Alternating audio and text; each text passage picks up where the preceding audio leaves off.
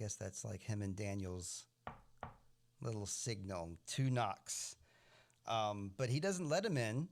His little scarab comes under the door and doesn't actually unlock the door. It's like the scarab goes under the crack and then the door is unlocked at that point. And did you hear? I don't know if you listened last week. I think you did. We got a new character name for this little guy. He's a little Scrappy. Our little scarab is Scrappy. Yes, Scrappy. So Scrappy makes an appearance, unlocks a door, and then he goes over to Zombie Boy and does a little circle around his hand, but then gets scooped up and goes in Zombie Boy's pocket. Now Zombie Boy's got Scrappy.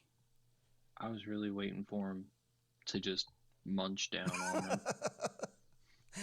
Like the little weirdo he is. Yes. They're like a team. Now we know that they're like a little team here. Like Daniel and Wetman and Zombie Boy. It is like a superhero team. You called it from the get-go. Not Batman and Robin, but Wetman and Zombie Boy. Yeah.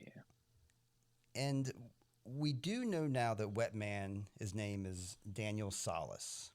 And we know that Solace is, comfort in a time of great sorrow, which makes sense because he seems like he has those big sorrowful eyes.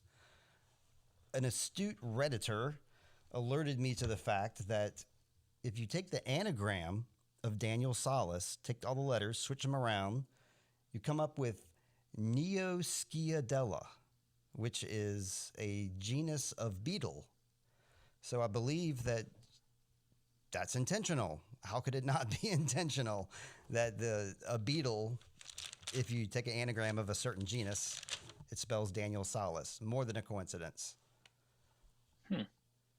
And then we see Virginia has that beetle dress that she wears a lot.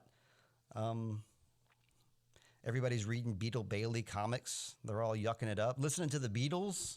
Did you hear when they were listening to Love Me Do and A Day in the Life? Yeah, man. Hell yeah. They were all like, hey, John Lennon's awesome. I'm just kidding.